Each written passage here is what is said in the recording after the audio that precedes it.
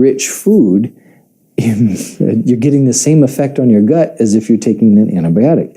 Anybody out there that's taken an antibiotic, just think of what that's did to your gut. Well, if you're eating food laden with pesticides, those pesticides are having that same effect on your gut. And it may not happen, an antibiotic's, concentrated chemical, right? And you take a tablet or a capsule, you have a little pink liquid that you drink, you know what I mean? Those are the types of delivery systems that they have for antibiotics, right? In food, it's an accumulative effect, okay? So a little dose 3 times a day is a big dose every week. And it's even bigger dose every month, an even bigger dose every year. You know what I'm saying? And so that accumulative effect does damage on your gut. And so we got herbicides, we got GMOs, we got pesticides. Then we have medication. Medication's another real irritant to the gut. It's a lot of medications in order to be strong enough to have the therapeutic effect that they have. Those medications have to create side effects. They're so powerful. A medication that's so powerful to regulate your blood pressure, okay, I can't do that without having some sort of side effect. It's going to have to irritate something somewhere. I just want to share what this has done for my life. The reason I didn't know all the science behind all of this. I've traveled around as a documentary filmmaker. We travel around putting seminars about health. I now put on a seminar. We, have a DVD seminar on the gut-brain connection. The reason why I got into all of this is because I lived in a foreign country for a year, and I got stomach trouble while I was there from the water. We knew it was from the water, and it lasted the entire year we were there. Then came back to the States. I mean, my wife went to a doctor in that country, and nothing really helped there. And then we came back to the States, and for a whole nother year, so 2 solid years, I had stomach trouble. And for the first time in my life, I experienced what they call seasonal depression, or seasonal affective disorder. And so I experienced that. And then I experienced it every year for 8 years. So every year I would have depression in the winter. And I exercised, I ate healthy. I was actually eating a largely plant-based diet by that point already. After 8 years of this, then I got bit by a tick, and a friend of mine, a doctor friend, said, well, you should just take some antibiotics just to be cautious. So I took some antibiotics, and then I went into depression year-round. And I didn't know that the science shows that, yes, that this increases your chances of depression by 25%. 1 round, 2 to 5 rounds, 50%. I didn't know that. So I fell into depression year-round. And then for 2 solid years, I was totally depressed. But I continued going forward. I was making documentary films, traveling the world, teaching people about various things, the Bible, about health. And, as far as I had tons of energy, I exercised all the time. I, drank adequate amounts of water and all of these things.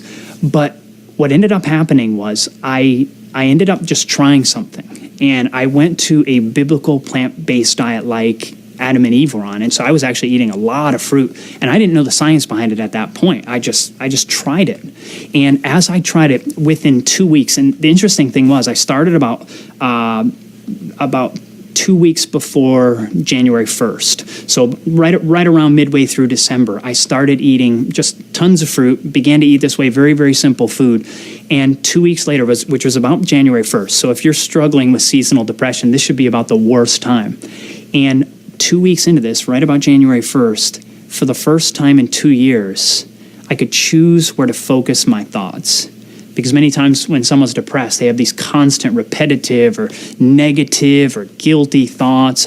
And I was having this over and over and over. I'd wake up every morning. My very first thought would just be a depressing thought. You just hope you'd wake up one morning with that not the case. But then after 2 weeks of eating this way, eating significant amounts, many pieces of fruit, many pieces of vegetables after a while. First, I just started with fruit. The depression began to subside within 2 weeks. And it has been such a blessing for me. I've had the opportunity to travel the world now teaching people on this. We teach it in a seminar. Just some time ago, I was in a foreign country and I had shared to medical students on this.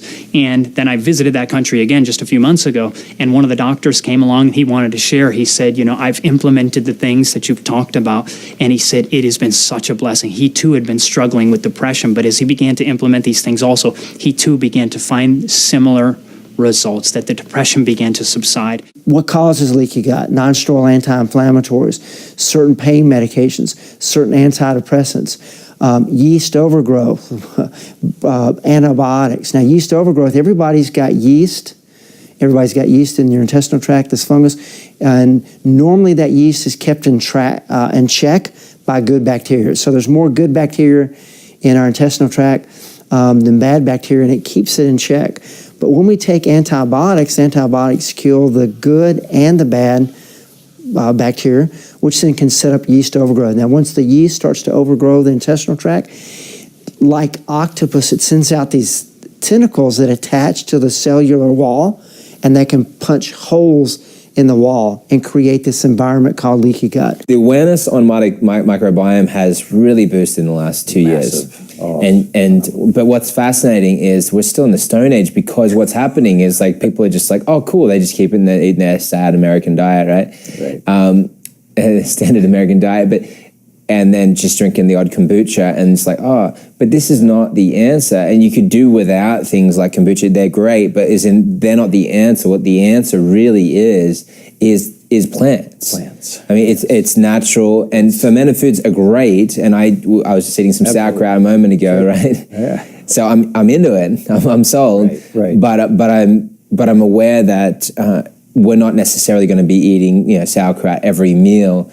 But when we are eating fresh fruit and vegetables every meal, we're able to replenish the microbiome. Can you tell me how that works? Right. Oh, yes. Our microbiome, like even mine right now, I need work, right? I know that. And because of other issues, like I've had parasites, I've had some things come in, destroy microbiome, come wreak havoc. And so I'm doing that rebuilding. And I've been eating essentially quite a good plant-based diet as best as I've known, right? But I'm improving that. But how is it that people can replenish their gut bacteria by eating plant-based diets? First off, the fibers in fruits and vegetables are all prebiotic substances. So all your probiotics need the fibers, the cellulose and things like that, that's in the fruits and vegetables that you would eat, okay? That's food for your good bugs, okay? That's what they eat. And so if you're not, okay, say you're taking, you're eating a standard American diet, but you're taking a probiotic every day. What you're doing is taking troops and sending them, to Mars without spacesuits. Okay? You're sending them into a hostile environment that's going to kill them as soon as they get there. Okay? And some people will actually have problems taking, they take a probiotic and it makes them not feel well. Okay? Or they'll eat fermented food and they don't feel well. Okay? That's what's happening in those cases most often is that you're not introducing enough troops, and so they go down and there's just enough of them to start a ruckus, and the other bugs down there destroy everything. And so what happens, you get this upset stomach and you get all irritated, but it's because there's a ruckus going on down there. Okay, and so your probiotics aren't doing what you need them to do because they have no food. Okay, if you're eating the standard American diet doesn't have fruits and vegetables in it. They have French fries. Yeah, the key is that they're nuked, right? French fries and ketchup. That's right. Yeah, it's tomatoes. Everything is there, but it's nuked. It's been nuked. Exactly. Your good microbes in your gut can't survive on that. Okay, they need real fruits and vegetables, not GMO fruits and vegetables. They need real fruits and vegetables that have real nutrients. Okay, and they need that fiber in those fruits and vegetables. And so if you're not eating your vegetables, you're not feeding your microbiome. And if you're eating pesticide and herbicide and preservative contaminated foods, you're actually consuming things that are destroying your microbiome. You're killing your microbiome when you eat, okay? And you can try to replenish that, but if you don't give the probiotics that you're putting down the chute, if you don't give them food to eat, they can't survive. Just like if they dropped us off on the moon, we're not going to survive. It's not the right environment. So, without a nurtured, a nourishing environment, you can take all the probiotics you want, but they're not going to give you a whole lot of benefit. I love probiotics. I formulate probiotics. We grow them. We do all kinds of things with probiotics, but they have to have a food source. They're living beings. If you don't feed them, they die. Got it. Wow. Incredible. So supplements are great only when they're in collaboration with a good diet. And so restoring the gut biome is critically important. And truthfully, there aren't many good probiotics out there. Most of them are lactobacillus and bifidus, whereas there's over 1,000 different bacteria in our bowel. And so we want diversity of bowel bacteria there. So eating things without washing them to death, without cleaning them to death, go out and eat a little dirt, like you did when you were a kid to help increase your gut biome. We can be too clean. We can absolutely be too clean. So taking care of that gut biome. So I'm not against anything medical. I'm just against the wrong use. We pass out antibiotics like candy. It is not healthy for us. Antibiotics can and should be used at critical moments. If you have sepsis, if you have this overwhelming disease, if you have this methicillin, but we can use other things. We can use ozone, we can use hydrogen peroxide, we can use natural herbal agents that kill bacteria, oregano. There's a lot of great herbs that help kill. We can use silver. There's many things that kill bacteria that we can't use because they're not FDA approved. But we can certainly use them at home. We can use them outside of the hospital. So antibiotics, okay, when we're critical, we absolutely have to have them, yes. But other times, randomly, doctors prescribe them for a cold. Well, we know that colds are viruses, and we know that antibiotics don't kill viruses. So there's kind of an insanity going on out there with our use of antibiotics, and they're very destructive. They cause a lot of disease. We look at a massive study in the journal Pediatrics. This was a study of 2 million babies over the course of 35 years. So this is massive. And what they discovered is that babies who are born by a C-section have higher levels of asthma, bowel disorders, rheumatism, and even leukemia. And now, why? I mean, you think, who cares? I mean, you pulled out this way or that way, one or the other, right? But here's the thing. God created us. When we're in the womb, we might say, that we're in an environment with very few bacteria. There are some that are maybe swallowed, that they take in, but in general, they're in an area with not very many bacteria. And when the child is born or going through the birth canal, we should say, as they're passing through, they begin to be inoculated. They begin to be covered with the bacteria from their mother. And that is exactly the bacteria that they generally need to enhance their immune system, potentially for the rest of their life. But if we go about it another way, and that baby is, cut out through an incision and removed by the doctor, the doctor then maybe from his glove gives that baby its first bacteria. Other bacteria maybe begins to come from the hospital around them. And just guess which bacteria would be better for that baby. And you can quite imagine it's that which came from its mother. One of the questions might be, well, how do we get a greater diversity of gut bacteria so that we can be happier, social, and more outgoing? Well, before we go any further with that, I want you to think about this. So we know that toddlers who have less diversity of gut bacteria are more cranky, more antisocial. They're just not as happy children. The same thing is true later in life. They found the same thing with alcoholics. They found that alcoholics specifically, who had less diversity of gut bacteria, found it harder to overcome their addictions to alcohol. This is amazing. As you know, I mean, do you think about that? That could you actually be struggling with addiction because of lack of diversity of gut bacteria? Now, this is a fascinating concept. Now, as the scientists looked at it, they looked at a group of alcoholics, and they found that the ones with greater diversity of gut bacteria found less anxiety, less depression, and less craving for their alcohol. So we might want to ask them, how can I get more good bacteria in my gut? The idea is, I could just kill it off with a bunch of antibiotics. What's fascinating about that is every time you take a round of antibiotics, you go to the doctor and they say, go through this round of antibiotics. It'll take you, 2 weeks, 10 days, whatever it is. That's a round of antibiotics. Every time you take a round of antibiotics, it increases your chances of depression by about 25%. And for every 2 to 5 rounds that you take, it increases your chances of depression by right around 50%. So this may be another factor. We already know that children who don't have as much diversity of bacteria, they're not as happy. Same thing with adults. Now, why?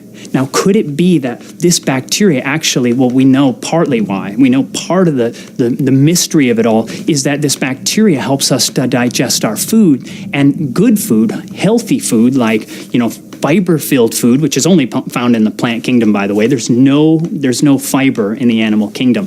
But when you eat plant-based foods, you get bacteria. Your body can't digest this fiber. When you eat fiber, your body can't digest fiber, but the bacteria in your gut can digest the fiber. And what it does is it lets off a byproduct called short-chain fatty acids, which lower levels of inflammation, which will lower levels of chronic disease, but it also potentially can lower your levels of having depression or lower your chances of having depression. So if you're struggling in this way, you may have symptoms like brain fog or digestive problems, burping, gas, pain in your stomach, bloating after a meal. You may struggle with just lack of mental clarity, feeling exhausted, feeling tired at 3 in the afternoon. That's not natural. None of those symptoms are natural. Those are all symptoms that are closely correlated with digestive problems.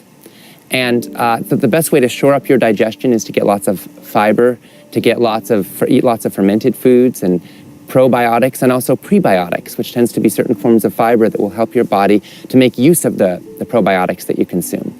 If you want to take some kind of supplement, that's great. If you want to eat things like yogurt, make sure it's not sugary sweetened, because a lot of the heavily sweetened fermented foods like yogurts and soy yogurts and coconut yogurts, if there's a lot of sugar in there, then you're actually feeding the bad guys.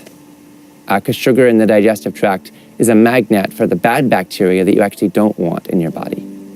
So we want the good stuff, and so fiber is one of the most critical things, and a whole foods plant-based diet is associated with healthy digestion. When you eat animal products, there are no animal products that contain any fiber, 0. So you just gotta have more plants. And also, frankly, sugar has almost no fiber, oils have no fiber, and white flour and white rice have almost no fiber also. So again, it comes back to the whole foods plant-based diet for fiber and for also generally a lot of the nutrients that are going to help restore your gut bacteria. With leaky gut, the thing about leaky gut is it's definitely repairable. It's definitely repairable, and it's something that if it's part as a step in the Murphy method of sleep, balancing the neurotransmitters, and then working on the gut, that's the next step. That's a big part of it. You got to get that corrected. If you don't, then you run the risk you're always generating this inflammation. Inflammation is the driver for everything, whether that's cancer, heart disease, Alzheimer's disease. It doesn't matter what it is, pain, anxiety, depression, brain on fire. It doesn't matter when you're generating this inflammation. And a lot of people that I encounter that have problems with their GI system or have food allergies, once we start to fix the leaky gut, their food allergies, and I work with people that literally get down that all they can eat is rice. They get that because they get so allergic. And it's not that they're having an allergic reaction to the foods so much as that anything they eat is being triggered. The leaky gut is being it compromises the ability to be able to break this down. And so they develop all these food allergies.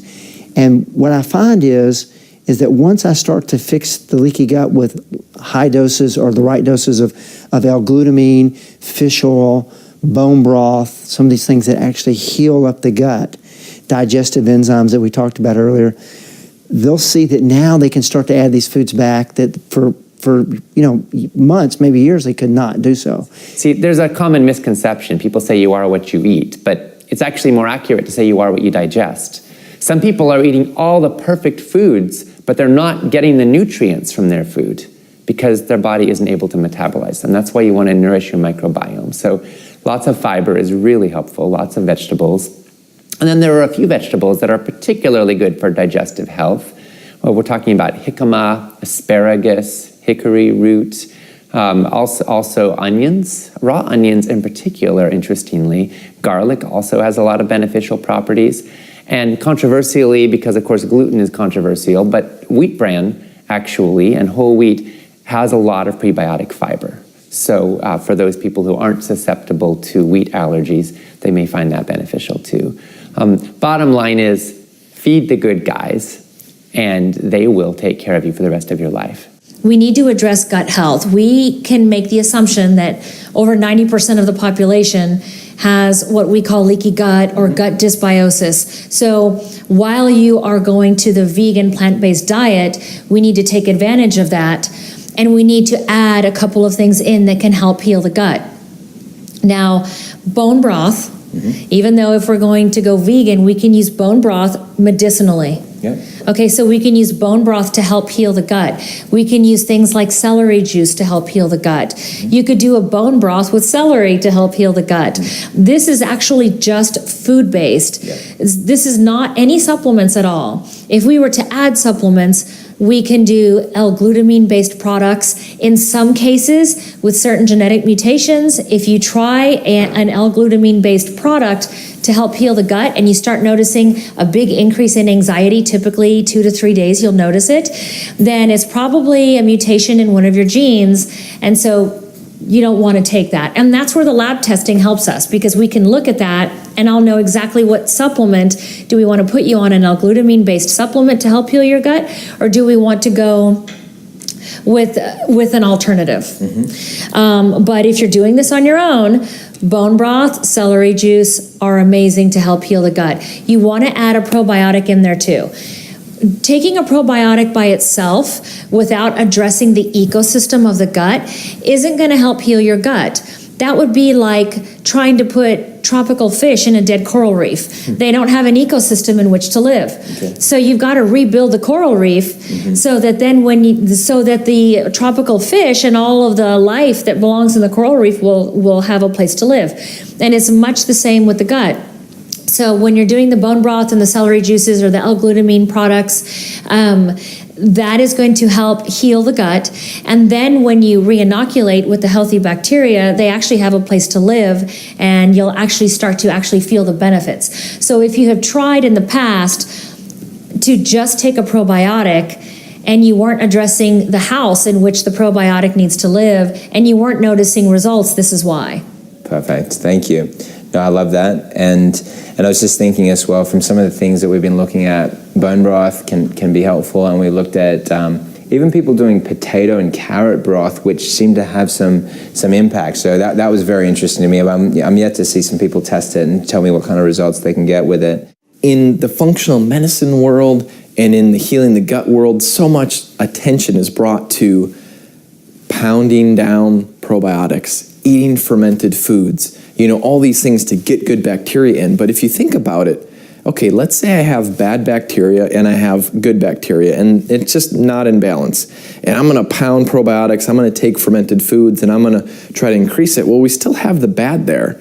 And there's only so much real estate in the digestive tract. So one of the groundbreaking things that I figured out clinically was, okay, before we start putting bacteria into our body, what if we starve all the bacteria down, right? So we take the bad down, we starve the squatters down, we take even the good down, which maybe sounds a little worrisome right away here, but we starve all the bacteria down, and then we can then put good bacteria, fermented foods, and other things in. And now look at this ratio, right? So instead of, just having kind of this ratio, now we can get more of this ratio. And what I've seen clinically, at least, people get healthier because of that. So when we're looking at protocols, like what can you do right now, we can start starving bacteria down. You can fast. You could fast, just water fast.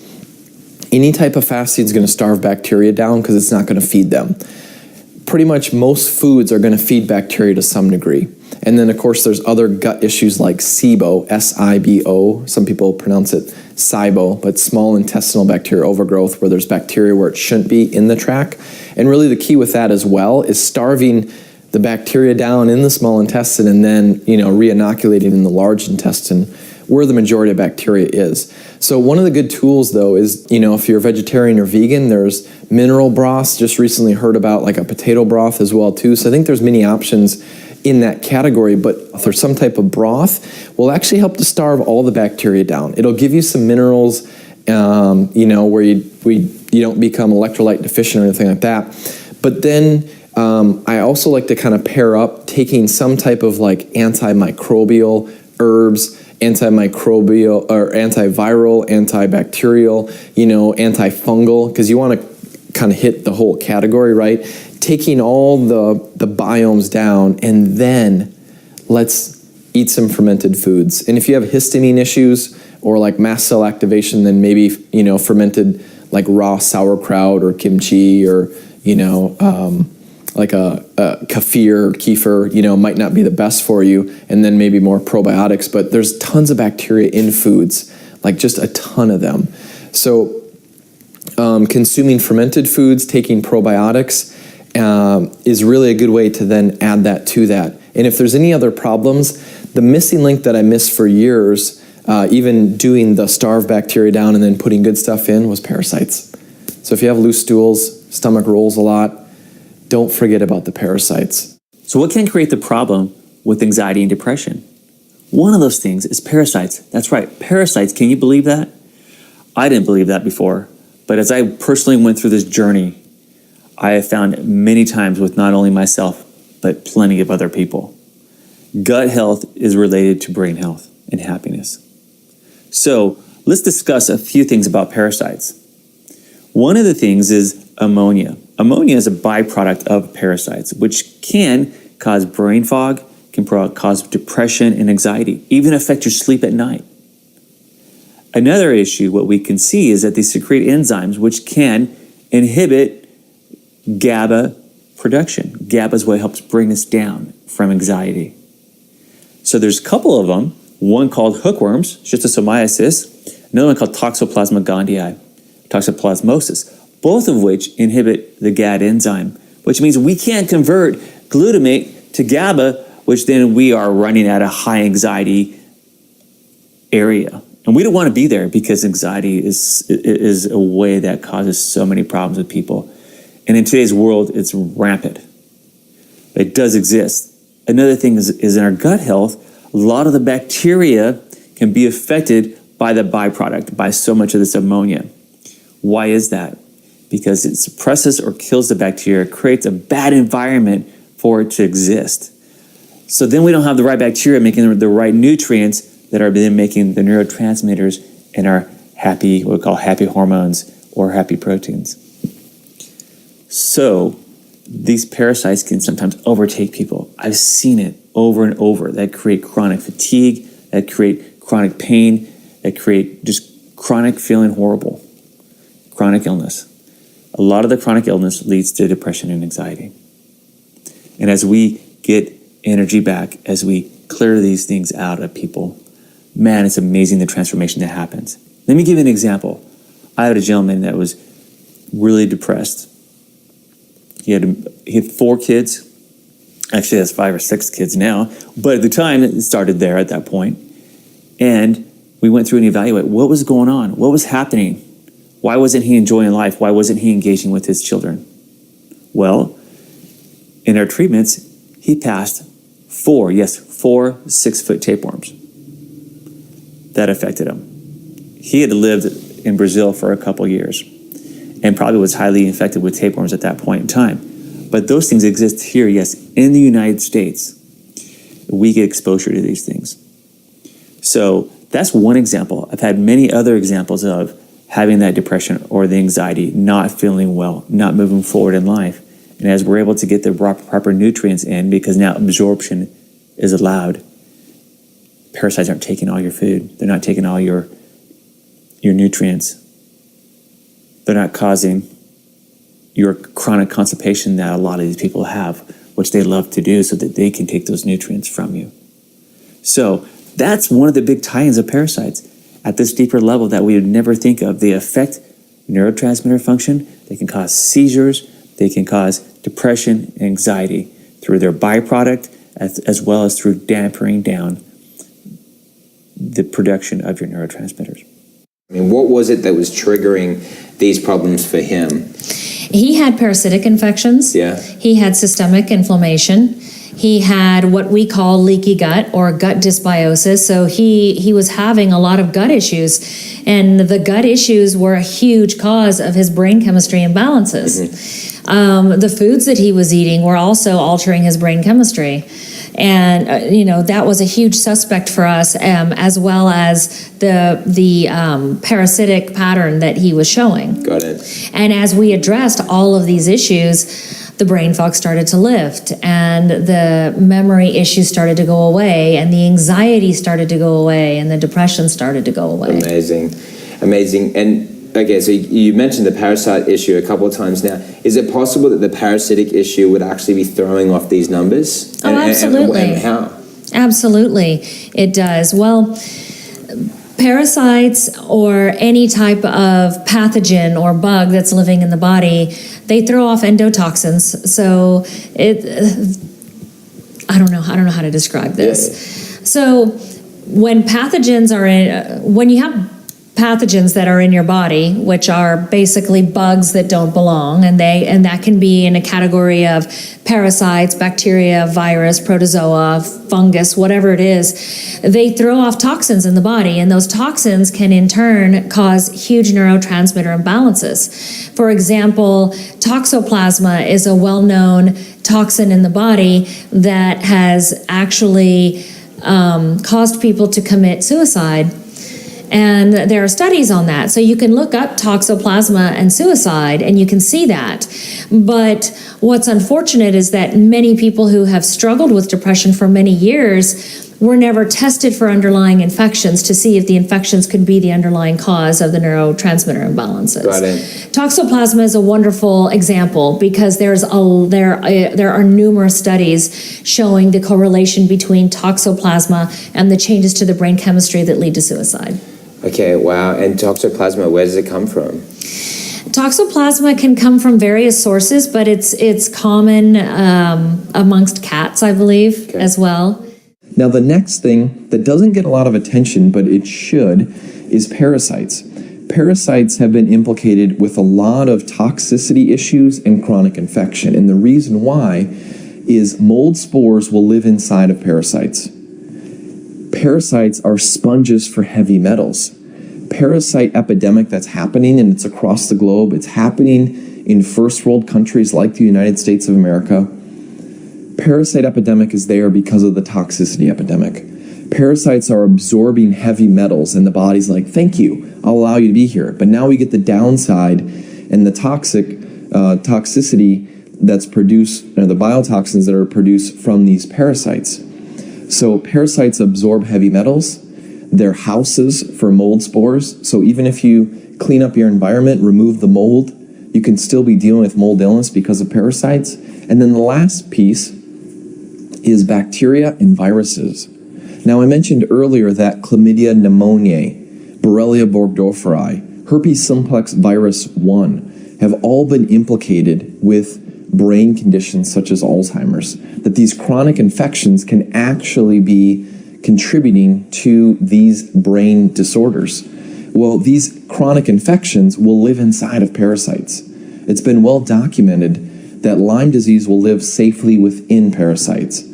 It's been documented that viruses will live safely within parasites. So when we're looking at protocol, we have to look at not only what the sources are, but we got to make sure that we're nailing the order, that we're doing it in the right order. Otherwise, you're going to hit a wall and you're going to get frustrated. So drainage is first. Drainage comes along with you for the journey. Then we're getting to parasites, because pretty much parasites can house a lot of things.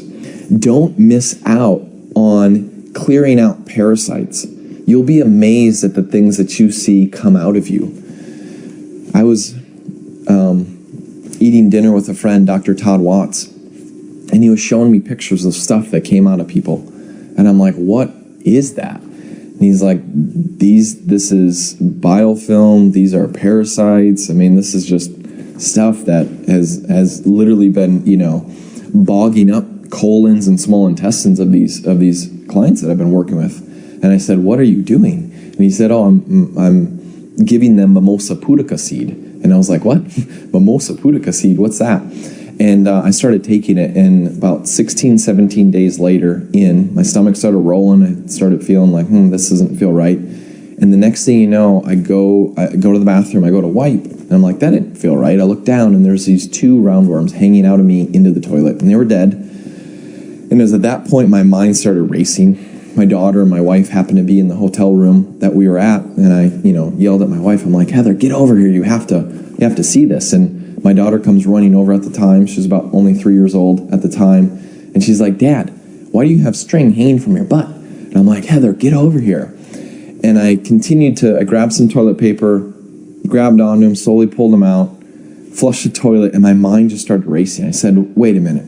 If I, a relatively healthy guy, have these worms in me, who else does?